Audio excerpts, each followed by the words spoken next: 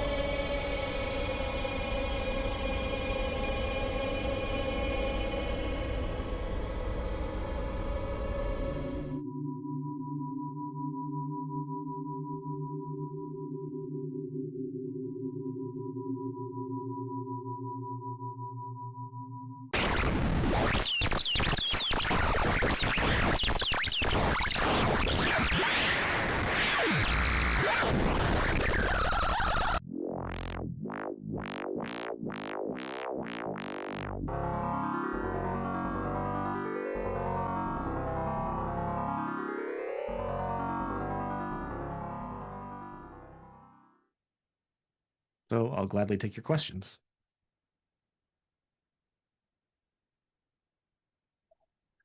This is pretty cool, Sam. Thanks, man. Um, have you looked at so like one of the things that Max does with AI kernels is it does automatic fusion and these kinds of optimizations. Have you looked at using any of that kind of stuff for this, or do you care about the performance once you get into Mojo land?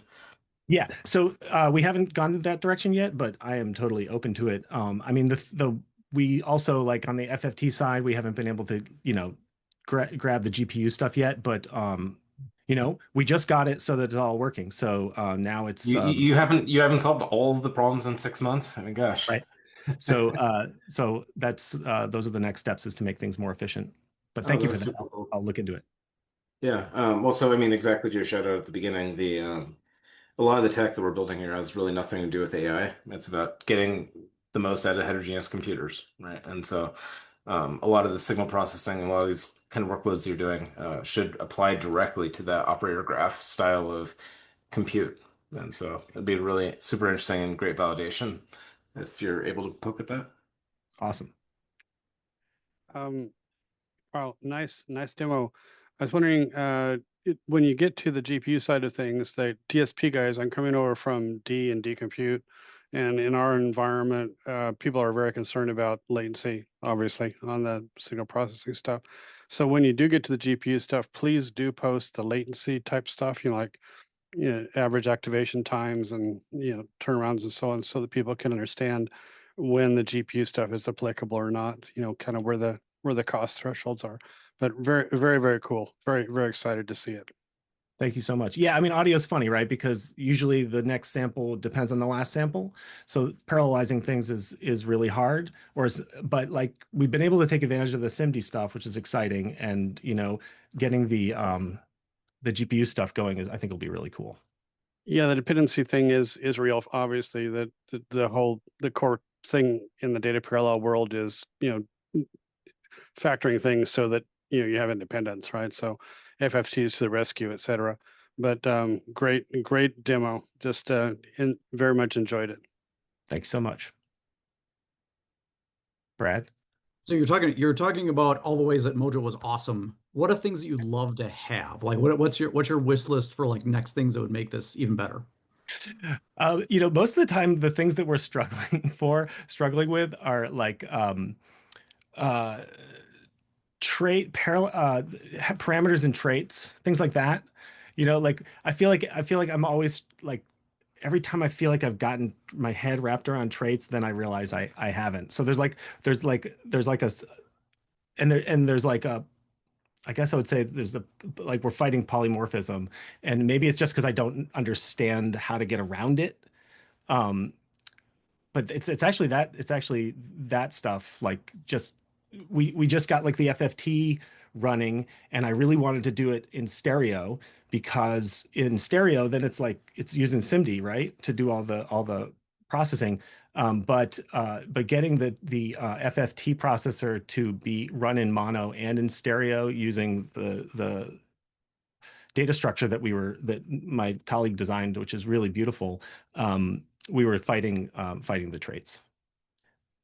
I have a question about the demos that you showed. So one of those, am I understanding correctly, was taking X and Y position of your mouse on your screen as an input Yeah, for yeah. So the user that's on the generation? Python side. So we're using Auto GUI, I think, for that. And so then it's sending the X and Y data just into Mojo. So we have basically a messaging system that sends messages from Python into Mojo. That's really cool. I mean, those different demonstrations of inputs were really interesting. Like the Yeah, joystick one thanks. too. I mean, Great the demo. joystick one sends the three parameters of the joystick through a multi-layer perceptron, and then it's controlling like a 20 parameter synth. So it's using that for that. That's so cool. Wish I could try it. Looks really fun. Well, it's all the codes downloadable. Yeah. Yeah, I'll go check it out. And all the examples that I played are actually in the repo. So those are just examples in the repo. please post a pointer to the repo. I have a couple of musicians I'm gonna let play with it. You got it. Love this so much. I I saw in the forum that you posted about possibly using port audio directly from Mojo instead of through Python. Yeah, I mean, we haven't figured that out yet. Yeah. But that would be awesome. I mean, I think we need to do, C bindings. So Yeah. that's it. I work at Modular. I can help you with that. So just, yeah, ping me. And I actually started to work on something similar with Mojo for audio about a year ago, but I put it on the back burner. So this is super cool. Yeah. Join us. All right. Cool. Happy to. Thanks. Alrighty. Really cool project, Sam. Thank you so much. Let's give Sam a virtual round of applause. Lucas, I will hand it over to you. Yep, thank you. Great presentation, Sam. Thank you. So before I get into this, I think I'm gonna start with a demo because I think it's a little more visually interesting for what I'm working on. And basically what I've been making is a creative coding framework in Mojo. So here's some visual examples. This is all a shader written entirely in Mojo, uh, running on the GPU.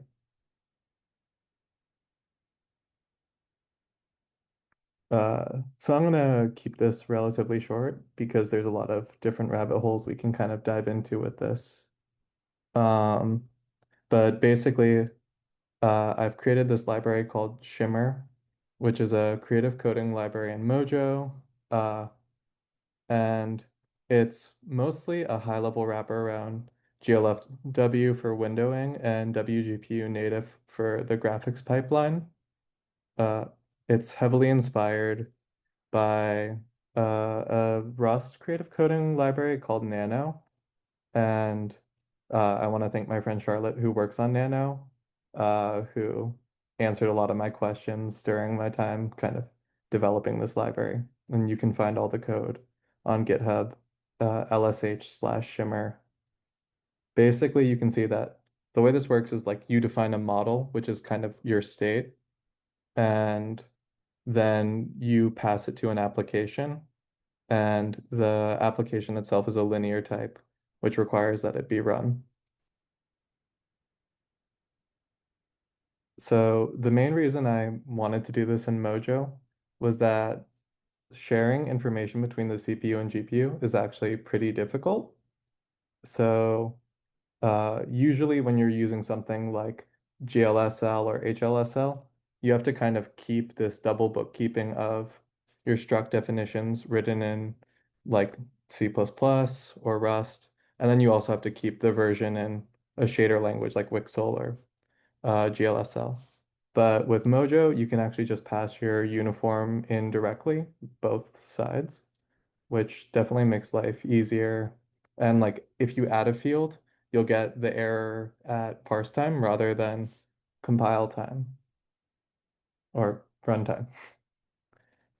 And then also it's like really nice to have higher order functions. So for example, like in the shader I wrote, the distance function you use to calculate those spheres is a parametric function, which I can pass into my normal calculation. And that means I don't have to like hard code in a map function, which is something you see on ShaderToy a lot. And then like lastly, for like things I'm going to talk about here, uh, one area I could really improve this is making some sort of like generic kind of GPU texture buffer writing type, because right now I have to map GPU textures to the host, then basically do a mem copy from a host mapped device buffer. And like if you're using something like a lower level library such as WGPU HAL, then you're able to just pass those device pointers both sides. And I also need to make a GUI library, which will probably just be C bindings to GUI.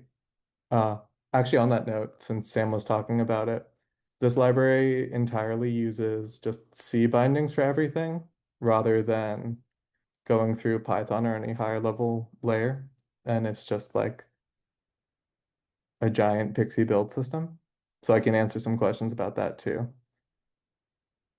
So yeah, if there are any questions, I'm happy to talk about things. Let's see. Oh, I actually don't use the DL handle for what it's worth. Like this is all using external call, and specifically they go into like pixie.toml. Uh, you can actually set like the Clang include paths using environment variables, which means that it will just like look for these in the compiler.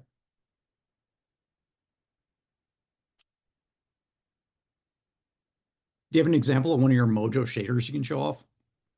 Yeah. So here is main image, which like if you write kind of shader toy style shaders, this is like a pretty common pattern where you take a UV, which is basically like the XY coordinates on the screen, and then your uniforms. And here I create a camera and I do sphere tracing, which is like an algorithm for ray marching, which is a way to render implicit geometry functions. And then I output it as a color based on the lighting from the result. And the actual, like, all the geometry you saw is basically just these 4 lines right here. Awesome. Thanks so much, Lucas. Next, we have some exciting updates from the modular team. So, Brad, I'll go ahead and hand it over to you. Sure. Yeah, so I'm gonna be joined by Asan, Michael, Chris, and other members of the modular team to talk about our 25.7 release that just went out, as well as some exciting things that are on their way. Before I get started, like, we've planned for a longer Q&A session at the end of today's meeting, so feel free to queue up questions in the chat, and we'll try to get to all of them at the end. We also have some people that provided questions in advance, and we'll go through those during the Q&A session.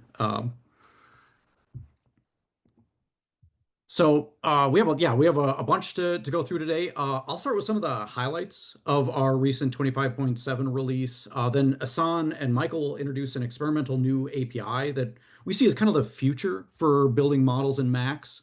And we'll end with Chris talking about our near-term plans for the next big step in the Mojo language, Mojo 1.0. So first off, we have some real solid improvements in Max to talk about. The big news in this release is that we've fully open sourced the entire Python API for Max. So you want to see how any of the models in Max are constructed, or dig into the specifics of how we built interoperability with PyTorch. That code is now fully available in our open source modular repository, and I encourage you to check it out, browse through it today. Max in 25.7 has seen some real solid performance improvements, especially in multimodal models, with Qwen 2.5 VL and Max improving release over release by up to 80%, and now having twice the throughput of VLLM in specific GPU benchmarks. Speaking of Qwen, as an exciting late-breaking addition, we just got a great open source PR from Tolga in the modular repository to add the Qwen image edit model pipeline, and we're reviewing that right now. I want to specifically call out just how awesome it is to get model contributions like that, especially for a diffusion model. It's well outside of like what we've built so far. Asan will talk later about what we're working on to make it even easier to bring models to Max, but it's really exciting to see like these early contributions.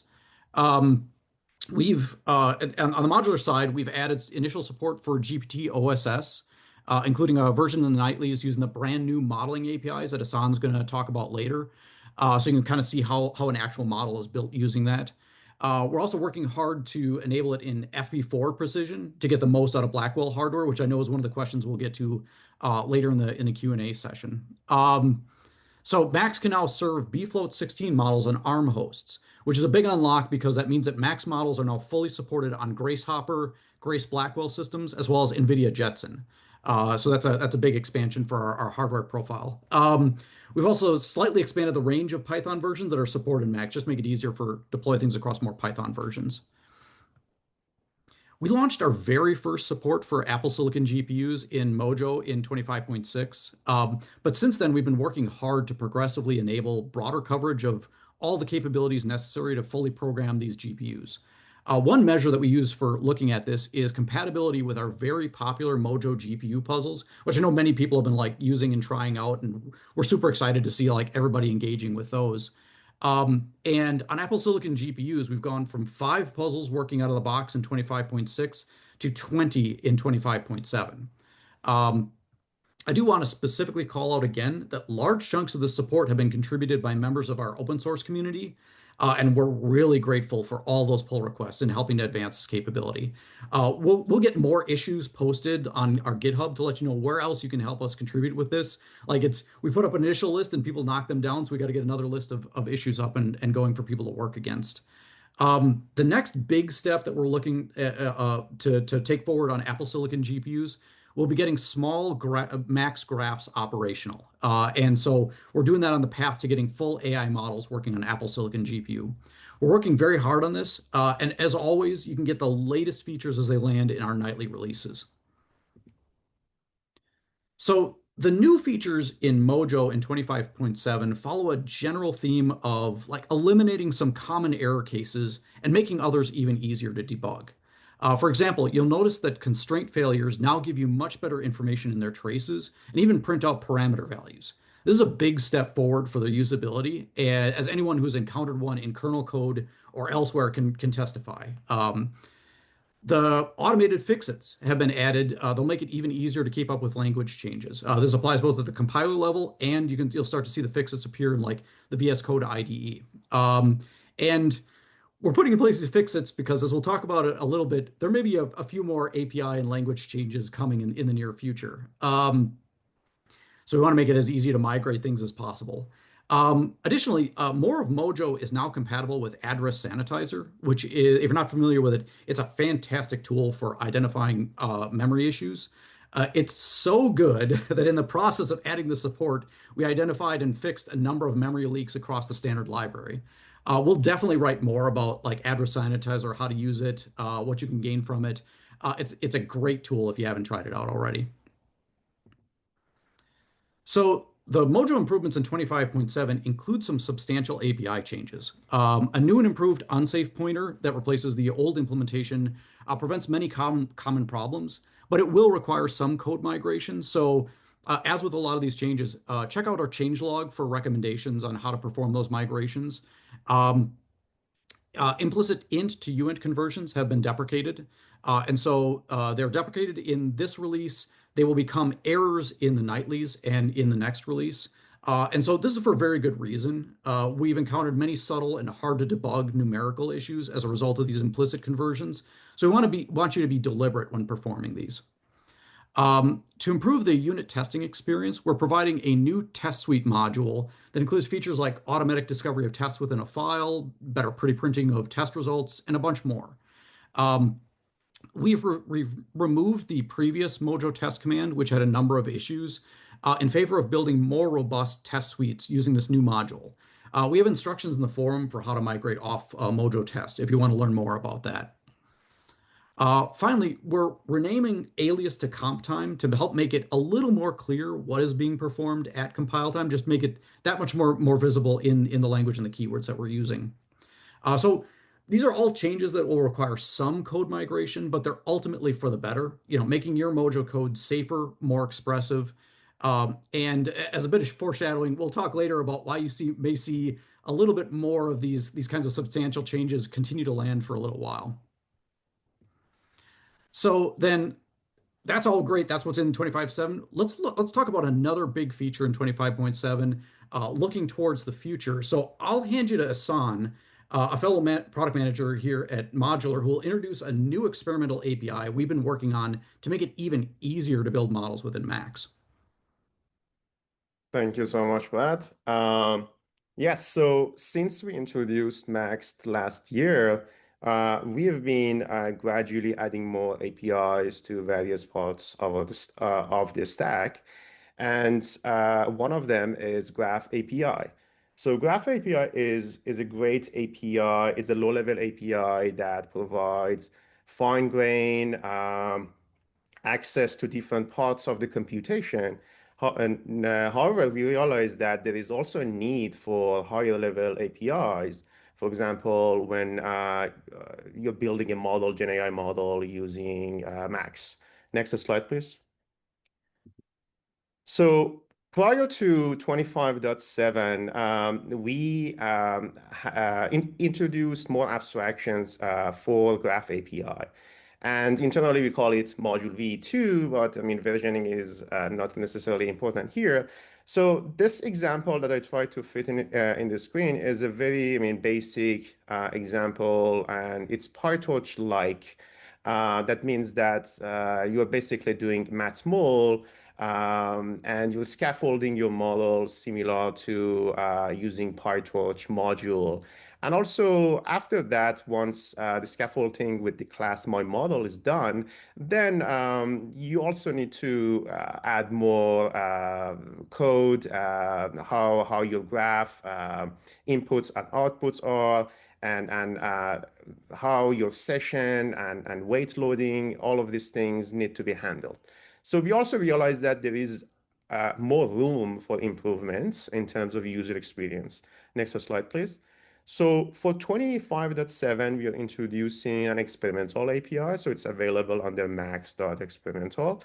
And that makes the user experience much better. In fact, the code that I showed in the previous slide compared to this, it's more than half that we shrunk the code.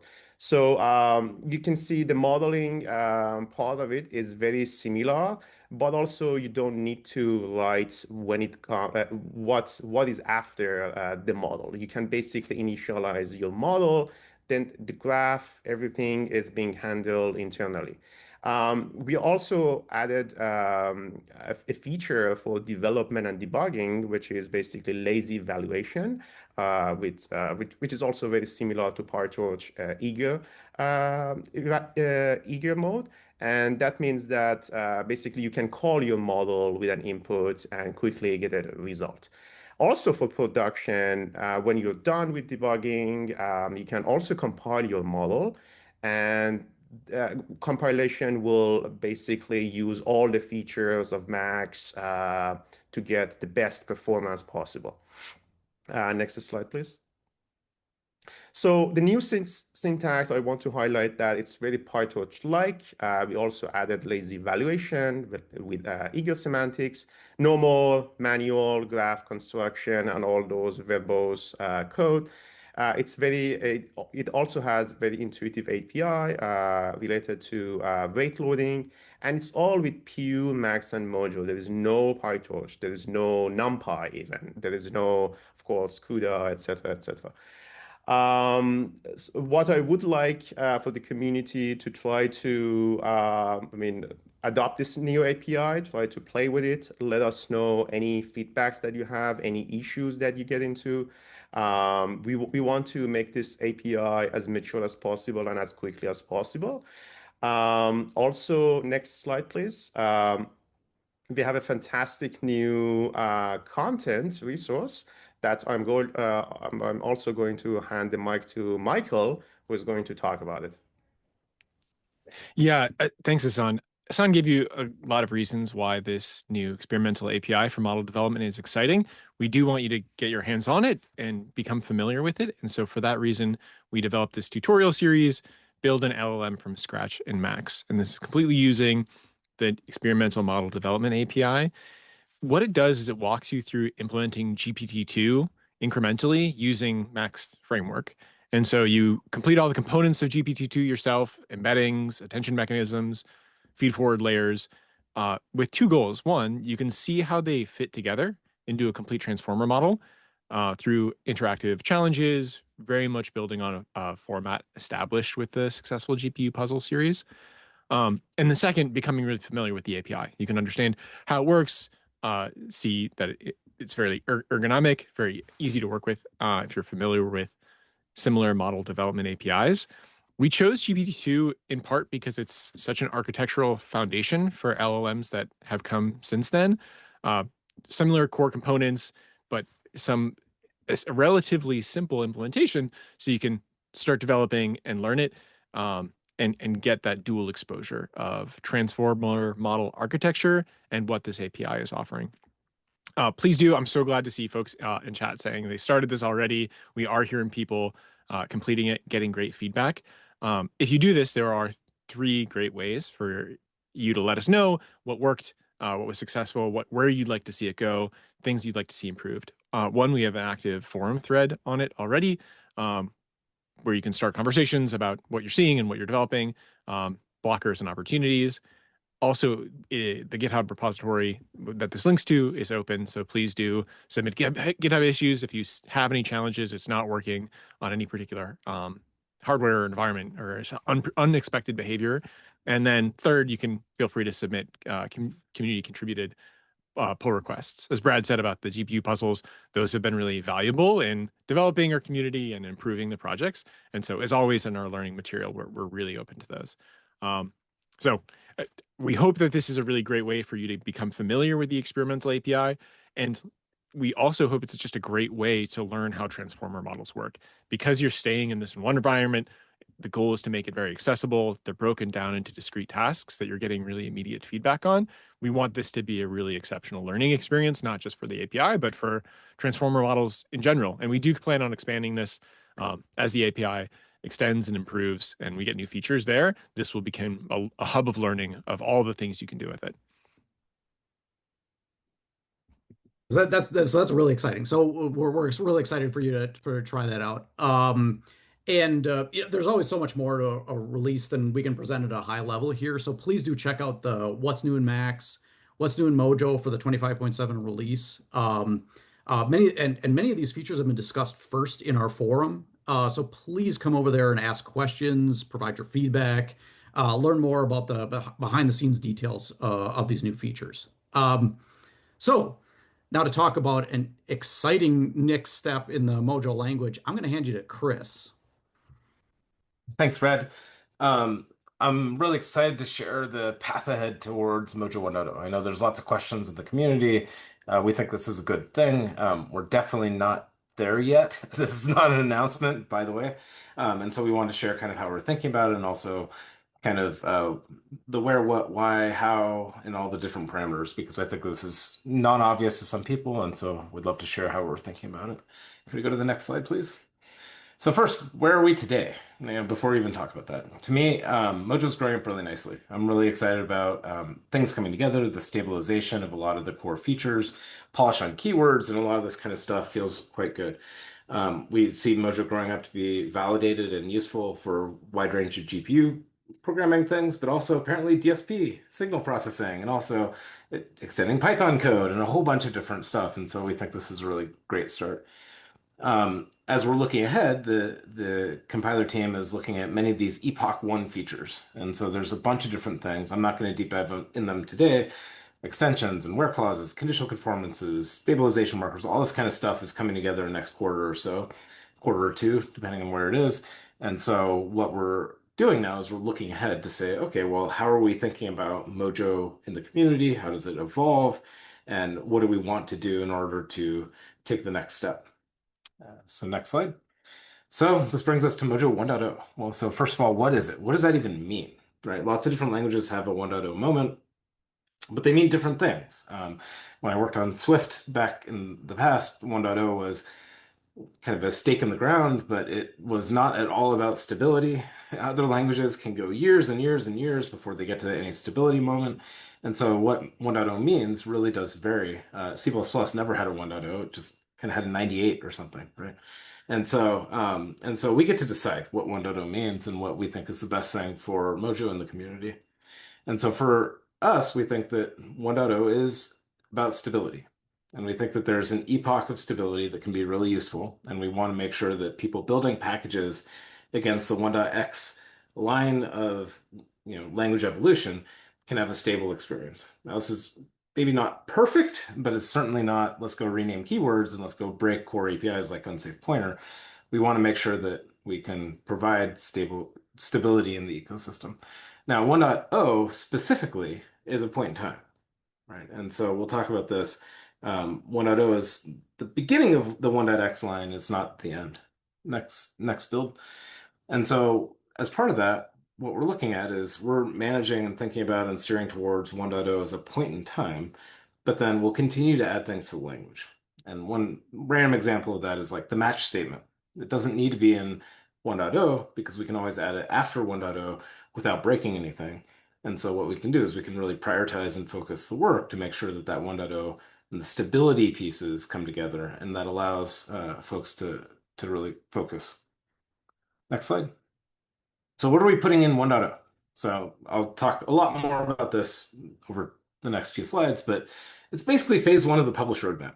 So phase one, epoch one, that first set of like core language features, it's really designed around system programming, allowing the standard library to grow up. And so we know, for example, we need conditional conformances. Conditional conformances will be a really big deal. And so that is definitely in Mojo 1.0. And this will allow Mojo to be a really great foundational piece in the developer experience for GPU programming. That's part of the guiding star, and we want to include a lot of documentation and even more examples to help support this. Now flip that around. What's not in 1.0? Well, we're not going to try to solve all the world's problems. There's lots of things that we'd love to have and we expect Mojo to have, for example, memory safety. But we can't solve all the world's problems for 1.0. And so what we're going to do is we're going to say, well, we will tackle some of these problems after 1.0. And I'll talk about that in a bit. And so we can separate this out and allow us to have a meaningful moment without trying to solve all the world's problems at once. Also, like I mentioned before, we'll add new things to the 1.x line over time. And so not everything that 1.x will have has to be in 1.0. It's really about getting to that stabilization point. Next. So why bother? Why are we doing this? Why do we even want this? Why is this a good thing? Well, it's really about growing our community. And so I know that many of you are very patient and very considerate, and you're working with us as Mojo is growing up, and we're changing things, we're renaming core keywords, but not everybody's willing to do that. And so we do want to grow the community, and we think that getting stability will help even more people come together. This also makes possible a package ecosystem. And so if you have things changing, well, different packages are not compatible with each other because they're compatible with different versions. And so stability will help us grow out the ecosystem of useful code out there. Stability is also useful for modular. And one of the things we want to do is we want to open source the compiler itself and have Mojo be a fully open source ecosystem. And so we want to make sure we can get to that stabilization point where like we feel like it's settled down, we feel like it's like kind of grown into itself, and that'll be the time that we want to do this. So what does this mean? And so like I know that a number of you are thinking about this from different perspectives, like what does it mean for language features and this kind of stuff. For the language team, what 1.0 is forcing, so this is me as a manager, is basically saying, okay, language design people and compiler implementers, you have to be focused, right? What this is this is a ability to say no or not yet to certain things. So stay focused, make the core features really good. Let's really polish these things. Let's make sure we get conditional conformances in, even though it's hard, ahead of some of the easy things that would be fun, because it's so critical to the standard library, it's so critical to the architecture of people building Mojo libraries. Similarly, let's really polish that experience. Let's get the error messages to be really good. Let's be really focused on the DevX of compile time and things like this. And as a consequence of this, also let's be very deliberate about thinking about, okay, well, 1.0 is not the end of the world. It's a milestone. What can we push beyond 1? How do we think about that? What makes the cut? What doesn't? And a lot of this thinking, I think the team's done a really great job at over the last several months in terms of being very deliberate about this so that we can have something that's useful and really optimize for that point in time. Next slide. Now, most people in the community are writing libraries, right? And so they're not working on the compiler itself. Now, the challenge with this is that we need all the language features to be in before they can be adopted, right? And so, again, I'll pick on conditional conformance as a biggie. We don't want all the collection types to require copyability, right? And that's really kind of a crutch right now. And so we'd love to be able to push that through, like linear types, for example, need conditional conformances to really be fantastic and awesome. And so what we need is we need to get those features in, adopt them, get experience with them, iterate a little bit, and then when things settle down, that's when we think that we'll be ready for this. And then another key thing is that one of the features that is yet to be designed, but will be landing soon, is the idea of API stabilization. And part of what we'd like to do is we'd like to have the ability, kind of like Rust does, to be able to mark APIs as being stable or not. And what that means is that when 1.0 comes to town, it can have a relatively small number of APIs that are stabilized. So we need int to be stabilized, for example, but some, layout tensor maybe is not stabilized, for example. And so this will allow us to have a 1.0 without over-committing to stabilization. And then as we get more experience, we can expand out the set of things that are stabilized, and then we can feel good about that over time. And so 1.0, I think, will be actually a fairly small set of APIs that are stabilized, but that's okay, right? It's a starting point, it's a point in time, it's not the end of time. So then, if that's what the 1.0 point in time is, and then if we expect 1.x to take some amount of time, I don't know what the time will be, but say a year, maybe longer, who knows? We'll see how things go. Well, what does that mean that 2.0 is? Well, we know that 1.0 is not going to be perfect. So we think that memory safety is a pretty important thing for modern programming language. To have memory safety, you have to have the ability to say that a member in a struct is private. Right. Just one trivial example. Like if you go poke into the insides, the unsafe pointer inside of a list, then you don't have a safe language. And so we do want to add access control, private and public, and things like this.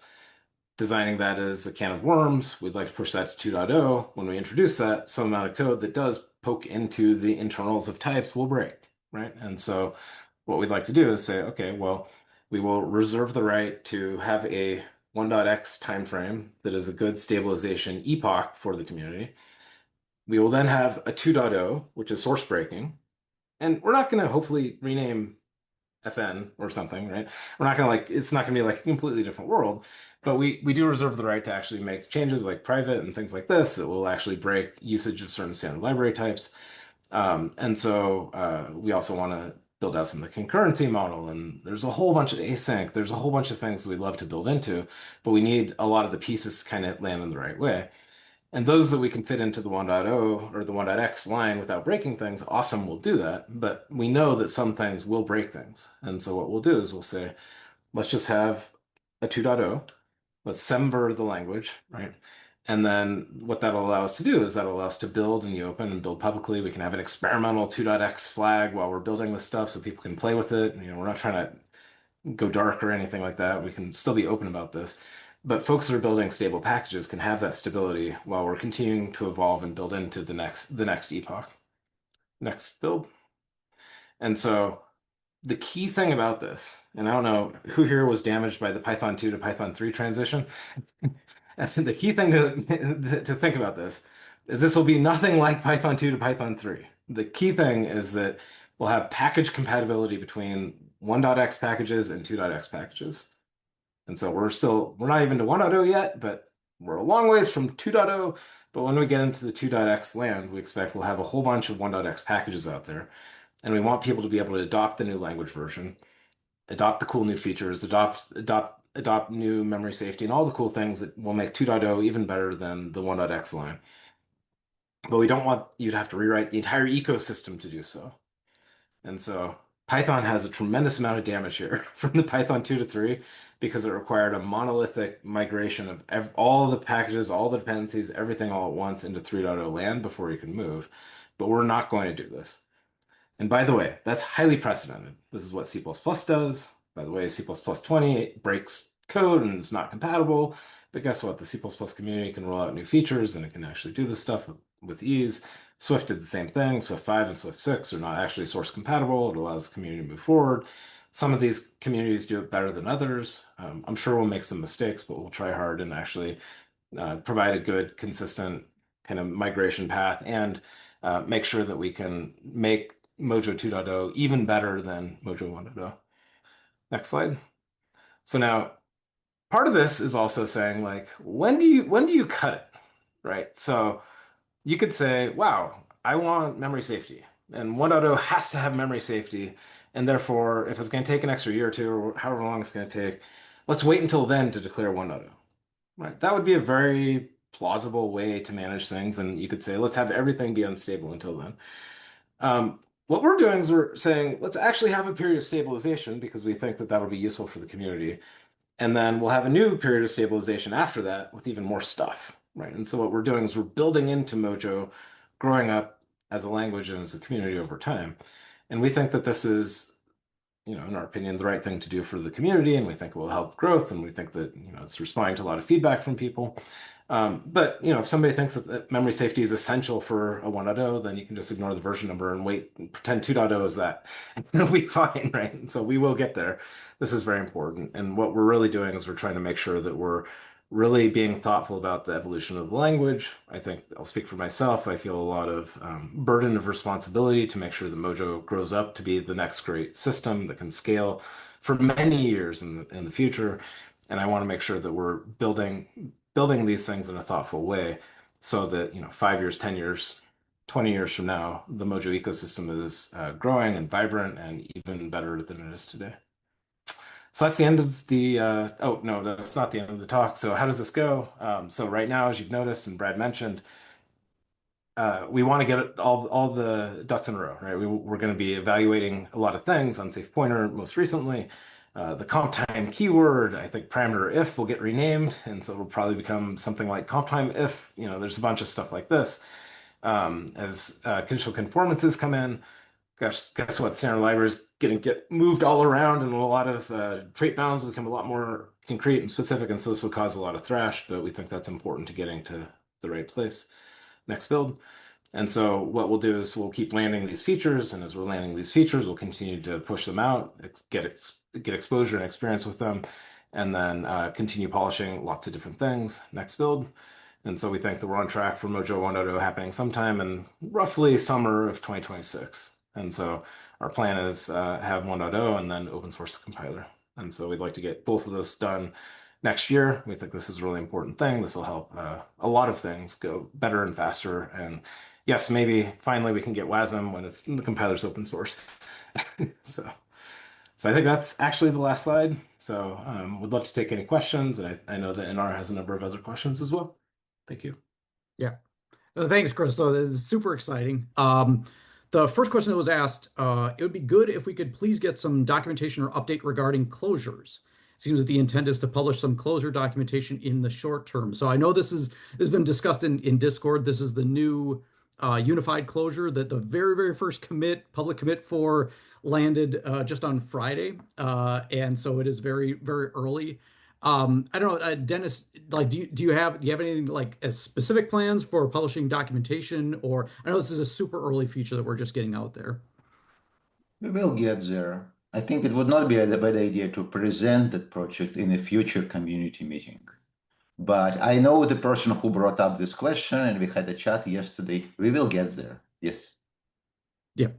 Yeah. So very early, and this is like one of the events. We work in the open, so you can see all the stuff that we're landing as we're landing it, even if we don't have the full documentation in place just yet for it. Next question was, it would be good if we could get some feedback regarding the progress of conditional conformance and linear types. Specifically, what is the current state of these features, or what is the current blocker being worked on? I know we've mentioned these as phase 1 features. I think I saw Evan in the chat. I don't know if he wanted to chime in on any of the development on these. Yeah, I can speak to these real quick. Yeah, linear types is blocked by conditional conformance because to be able to use linear types well, we have to express that other types, such as list or optional, are linear if their contained element is linear. And that's why linear types depend on conditional conformance. Conditional conformance is going to start soon. We have started designing the early stages of it. Everything should click into place once we have conditional conformance because linear types are ready to go. They're ready to take advantage of them, but they won't take off until conditional conformance is in. There might be some extra work in migrating some of the standard library to be more linear type aware. Apart from that, there's not much work that I foresee. But to answer the question specifically, current state is that linear types are not yet usable because we don't have conditional conformance, which is starting pretty much now. I'll just add that where clauses are coming together really nicely right now, and so that's one of the key pieces that underpins conditional conformances. And so I think My understanding is that where clauses are in just the final phases of polish, and then we'll start getting adopted across the standard library more, and some more documentation too. What is the state of being able to write Mojo kernels using the NVFP4 format to be able to make use of the Blackwell GPU architecture? From what I understand, it's not yet a feature of Mojo, unless I'm wrong. But is there a plan in the foreseeable future to add full support for this data type? So I asked a few folks ahead of time about this. We have the beginnings of the FP4 data type in the Mojo standard library. So there's nothing compiler specific about any of this. This is all we do these data types in the library. So we've been starting to add that over the last couple of weeks into the Mojo standard library, and I know the team is starting to work on like the actual like running through of the rest of the support for FP4. From what I am hearing, it is an we're getting close to the end of the year, so it's an early 2020 to 2026 feature. But I think you're going to start to see a lot of these components for FP4 landing in the nightlies. Is interop with C++ still planned? Mojo killer for Carbon. I don't know who would want to speak to that. Chris, this is yours. Of course it is planned. It's just how soon, right? Yeah, so I mean, I think yes, it's not a 1.0 feature, if that's the question. We'd still love to do it, independent of Carbon. Carbon's a lovely low language. Best luck for them. We have somewhat different goals, but being able to interrupt directly with C++ code bases is extremely valuable. Can we have WASM for 1.0 Mojo to target web with web GPU? We could probably safely say that's out of scope for 1.0. Yeah, I mean, more broadly, 1.0 isn't really a hardware support goal. It's really about getting the language and the ecosystem to be stable. Modular is very excited about GPUs. I know a number of you are as well, but the vast majority of programmers out there are programming CPUs, right? And so if we can make sure that the core language gets stabilized for CPUs, that'll be a great step forward. Once we open source the compiler, then we'd love for people to go do WASM and Vulkan and like whatever, like all the things out there. And so, I mean, the major goal of open sourcing is to catalyze and enable a lot of that kind of stuff. But I'm trying to get the Mojo team to be focused and make sure that we actually get to this stability milestone sooner rather than later. And so scoping more stuff in is not going to help with that. This is what post 1.0 can be for.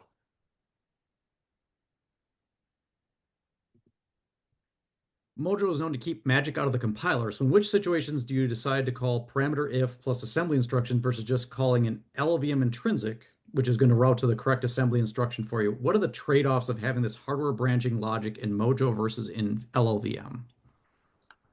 Yeah, I can take this. I know LLVM a bit.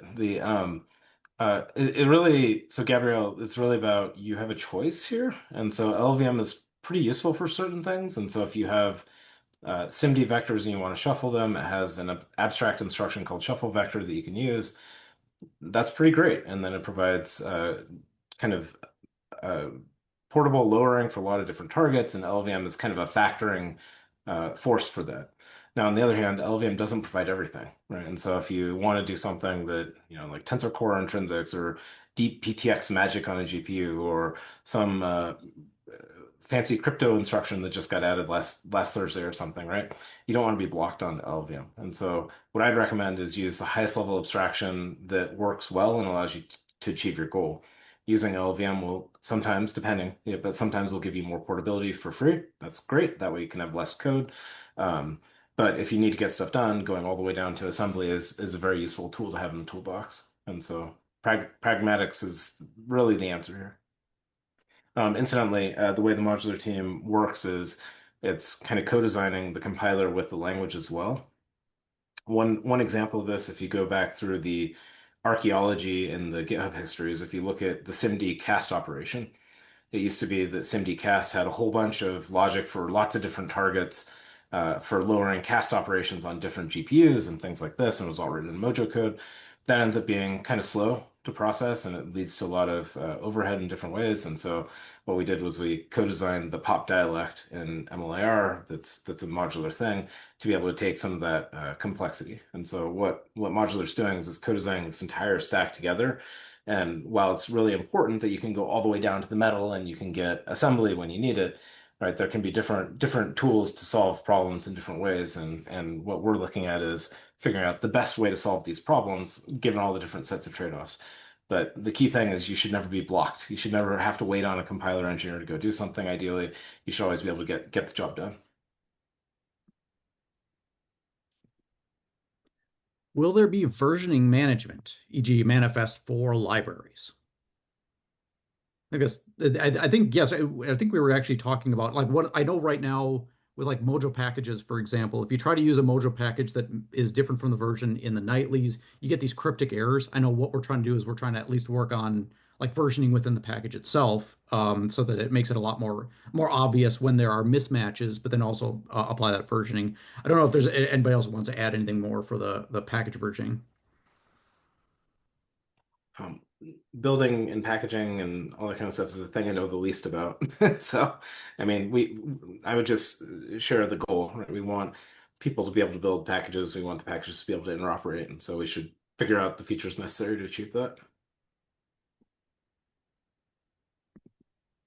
Will we add warnings for those code that may break in 2.0? For example, accessing private members using like an underscore.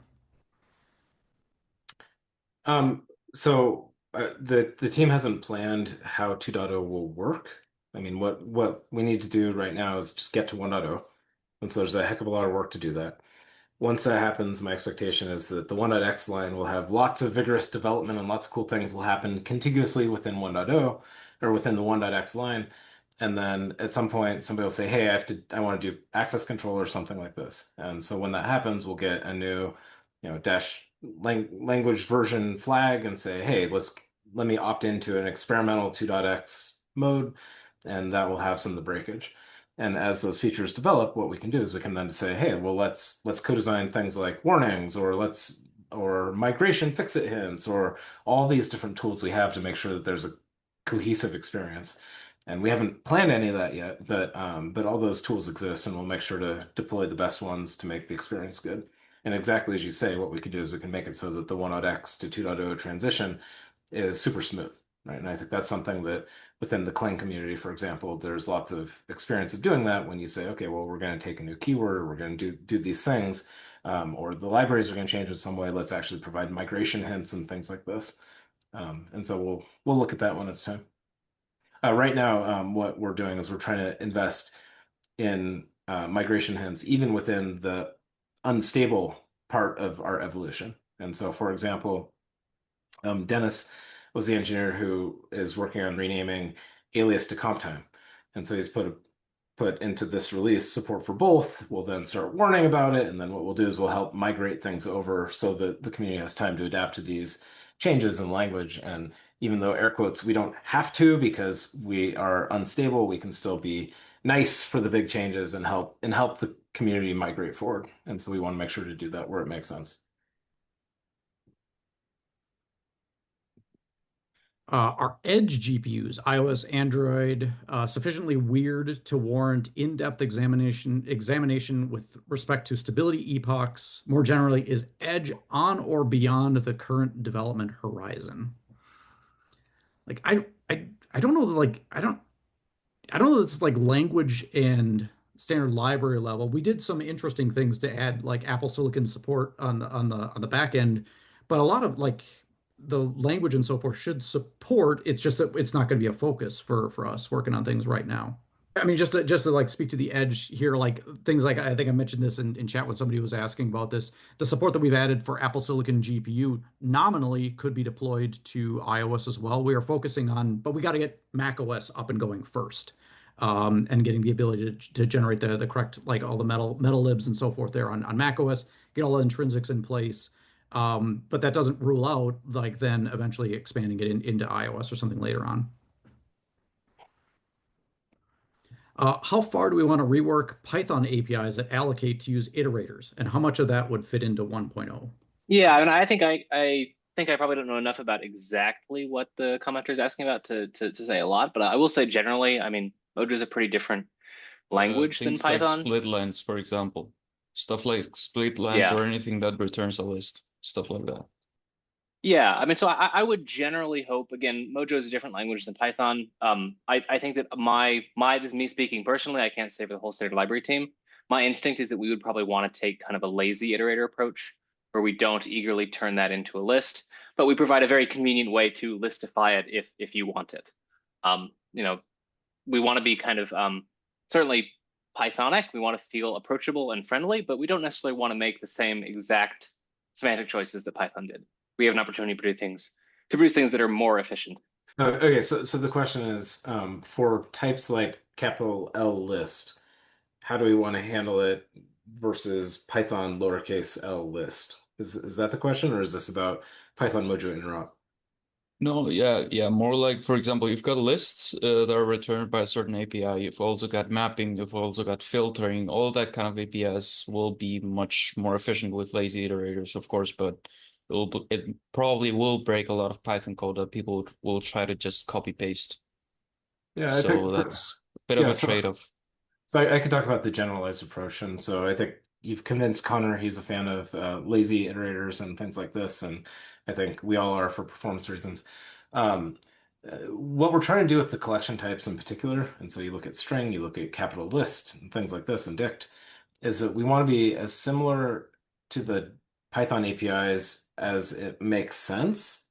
And so if we can be the same, let's do that. Let's be the same where it makes sense, and following its patterns for familiarity is a good thing. But if there's a good reason to break the approach, let's do that too, right? And so like list, for example, we're talking about removing negative indexing. Well, negative indexing is a pretty important thing of Python lists. It's a very valuable thing. Lots of people like it. There's lots of good things to say about negative indexing, but list has to serve a general audience, and the performance impact of that was seen to not be worth it, right? And so what we're doing is as Mojo is growing up, these standard library collections are kind of growing into their own and learning more deliberately, like what should we take from Python and embrace versus what will we deliberately break from it. Now, to your point about moving code from Python, really, there's a couple of different interfaces to think about there. One is Python Mojo interop. So how do we make it so that I have a duck type list iterable thingy, and I want to convert it into a Mojo capital L list, right? So if you're interoperating with Python code, that's an interaction point. We want that to be ergonomic, and we want it to be clear, and we want to make sure that that actually can be efficient, given that you have to copy the elements out, but now you're reforming them into a place where you can work on it in the Mojo land. Another place that you might care is, like I think you're talking about, you're a Python programmer and you have a whole bunch of code, you're trying to move it over. Well, let's just own the fact that the Mojo types are different. And so if you want to get the performance benefits, you can adapt to them and you can use them, and that's the value that they provide. But if you'd like to use just capital Python object, you can keep doing that, right? And so what we're doing is we're giving you the tools so you can make the right decisions. But we don't want the native Mojo types to be held back by certain design decisions that the Python types had. We want to just learn from them and then make them better for our use cases. Okay, so in conclusion, the fallback is just use Python object. If that's what you want, and if that's not what you want, then use native Mojo types. I think to answer your question, things like split line should return spans, right, or string slices, or things like this, not copy.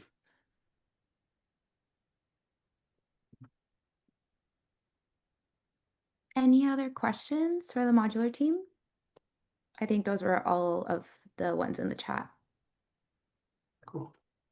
Okay, well, I hope we covered the major questions. I know that there were a lot of folks with lots of different questions, and so I hope this was helpful. And that's all that we have today. Thank you to everyone for joining. Thank you for those who presented and participated, and we will see you next time.